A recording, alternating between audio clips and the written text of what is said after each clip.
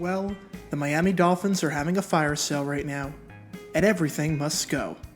At the start of the season, they traded away offensive tackle Laramie Tunsil and wide receiver Kenny Stills to the Texans, and on Monday, the trades continued, as they shipped cornerback and last year's first-round pick Minkah Fitzpatrick to the Pittsburgh Steelers. With a few exceptions, pretty much every good player on the team is now gone. Miami has gotten off to a rocky start this season, losing their first two games in embarrassing and uncompetitive fashion.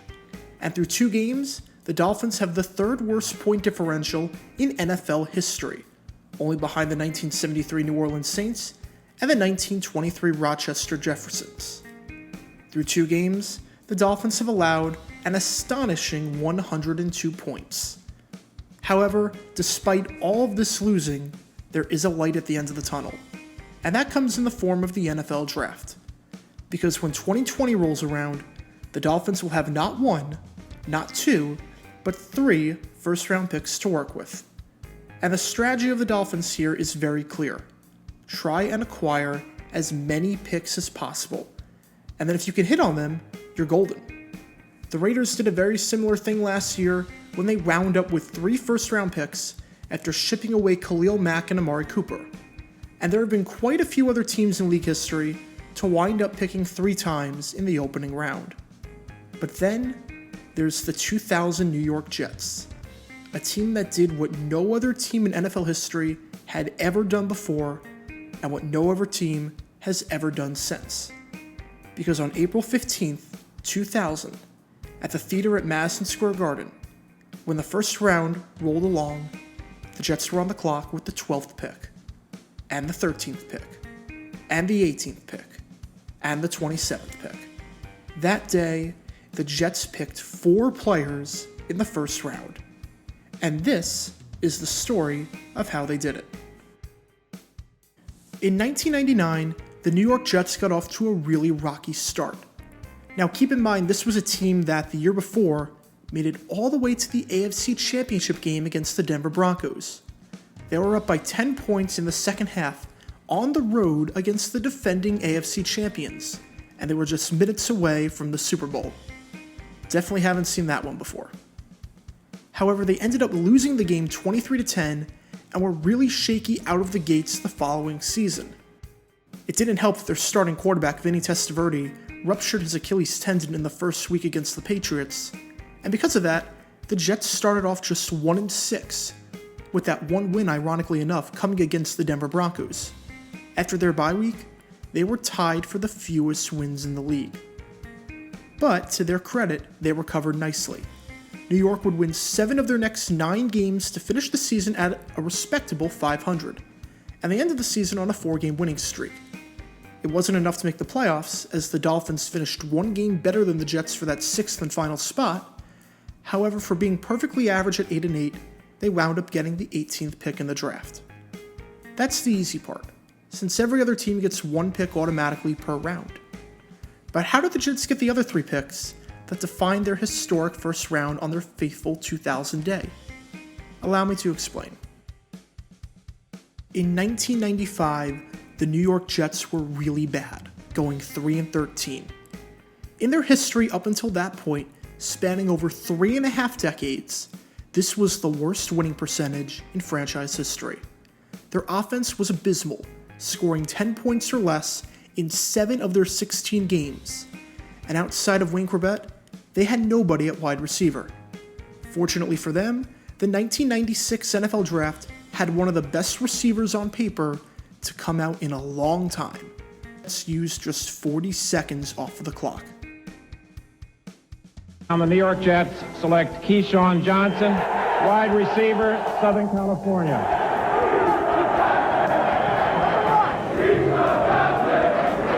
Johnson played well in his first 2 seasons with the team, posting 133 receptions for 1,807 yards and 13 touchdowns.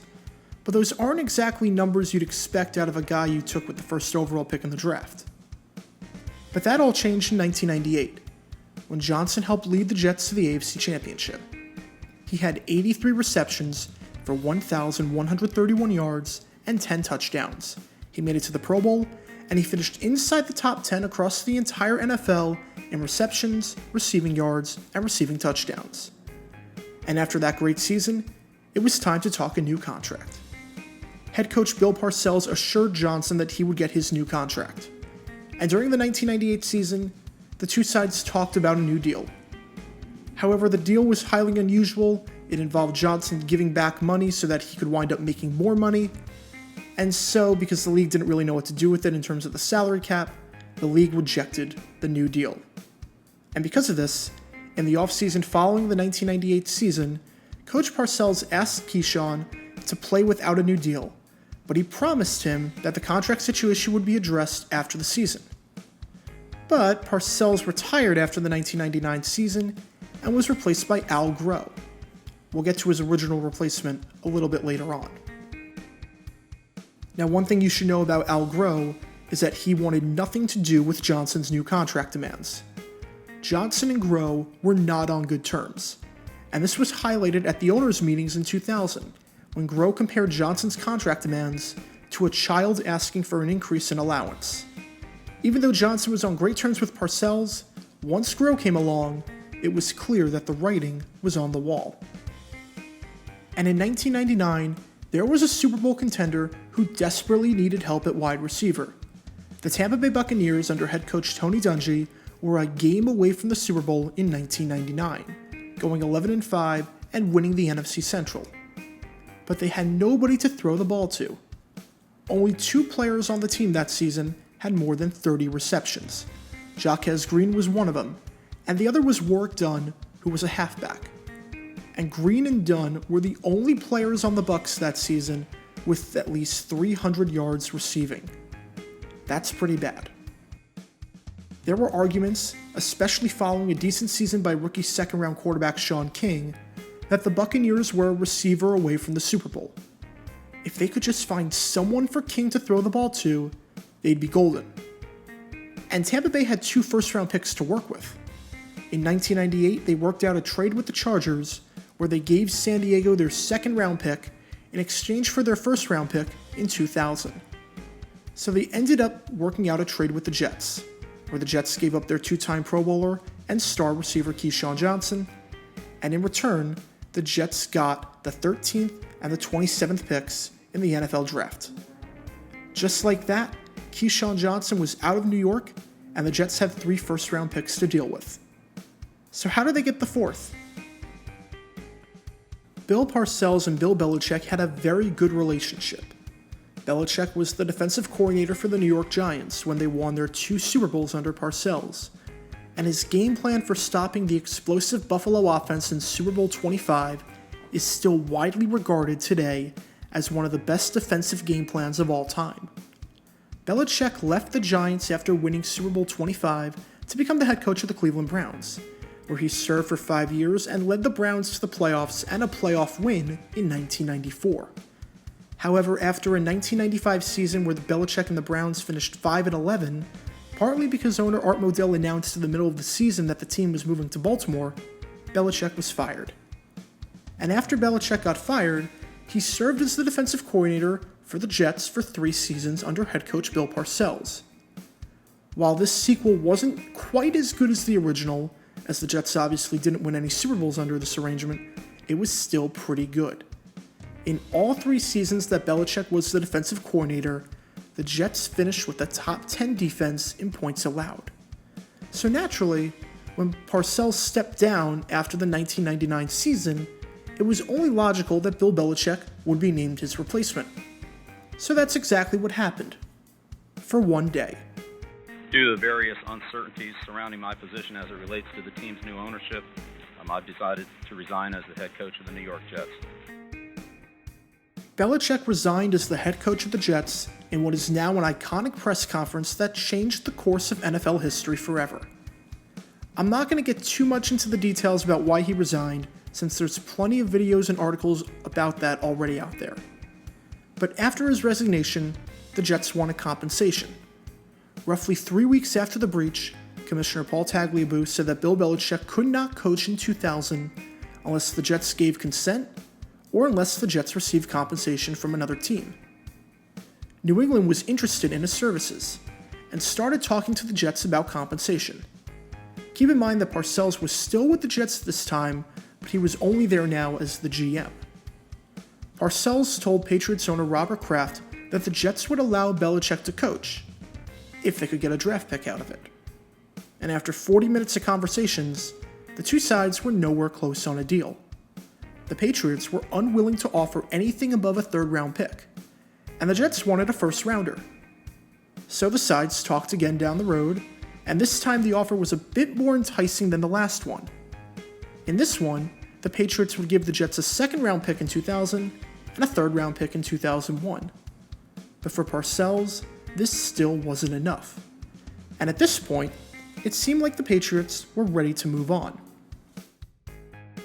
After failing to get a deal done that day, the Patriots had a 4-hour interview with Jaguars defensive coordinator Dom Capers. Capers had head coaching experience. He was the first ever coach of the Carolina Panthers, and he led the expansion team to the NFC Championship and an NFC West title in just their second season. And in 1999 with the Jaguars, under his guidance, Jacksonville had the best scoring defense in the league. At this point, it seemed as though Belichick would be out of work for 2000, and Dom Capers would be running the ship in New England. But the interview didn't go that well. And that night, at the 11th hour, Kraft called Parcells up and offered Parcells just what he wanted, a first-round pick. The two sides agreed on the deal, and within 48 hours, Bill Belichick was now the head coach of the New England Patriots. And after the deal was made, the Jets promoted linebackers coach Al Groh to the head coaching job, capping off what was a bizarre coaching search. Bill Belichick was gone. Keyshawn Johnson was gone. And because of it, the Jets did what no other team in NFL history had ever done at that point. They had somehow acquired 4 first-round picks. How did they turn out? April 15th, 2000. The first round of the NFL Draft. New York had boatloads of picks to work with in round 1, at a level that was unprecedented in league history. They entered the day with picks 13, 16, 18, and 27. Eventually, they traded the 16th pick away, along with the second round pick, to San Francisco in order to move up to the number 12 spot in the draft. With their back-to-back first-round selections now at 12 and 13, they bolstered up the defensive line. And this was good because the Jets needed defensive line help pretty badly. In 1999, no player on the team had more than 6 sacks. No player under the age of 30 had more than 2 sacks. And the team finished with just 26 sacks in 16 games, which ranked 30th in the league out of 31 teams. The only team worse than the Jets in terms of generating a pass rush was the Cleveland Browns, but they were an expansion team that year, so at least they had an excuse. With the 12th pick, the Jets took Tennessee defensive end Shaun Ellis. He had an extremely productive career with the Jets, lasting 11 seasons with the team and recording 72.5 sacks in the green and white. He made it to the Pro Bowl in 2003 and 2009. He started 156 games for the team, finished inside the top 10 of the league in sacks twice, and in 2003 had a career-high 12.5 sacks. Safe to say, this pick was a hit. And with the 13th pick, the Jets took South Carolina defensive end John Abraham. Abraham went out to carve a 15-year career in the league, spending his first 6 seasons with the Jets. And in those 6 seasons, Abraham was one of the top defensive ends in all of football, recording 53.5 sacks, making it to the Pro Bowl 3 times, and receiving first-team All-Pro honors in 2001, when he recorded 13 sacks and led the league with 6 forced fumbles. This pick was also a hit. On the other side of the ball, quarterback was a big question mark for the Jets heading into 2000. Vinny Testaverde had an incredible 1998 season, where he recorded 29 touchdowns on just 7 interceptions. He made the Pro Bowl that season, and guided the Jets to within 1 game of the Super Bowl. But Testaverde was coming off of a pretty nasty injury that sidelined him for pretty much all of 1999. And he was going to be 37 years old for the start of the 2000 season. And Father Time is undefeated. So with their third selection in the first round, at pick number 18, they decided to choose Marshall quarterback Chad Pennington. Pennington was the first quarterback off the board in that draft, and for good reason. He was 5th in the Heisman voting in 1999 and threw 37 touchdowns. And for what it's worth, Pennington was a pretty solid quarterback in the league. Injuries wound up getting the best of him, and to this date, he's the only player in league history to win Comeback Player of the Year honors twice. In his 8 seasons with the Jets, he started 61 games and threw for 82 touchdowns. He even led the league in passer rating and completion percentage during the 2002 season.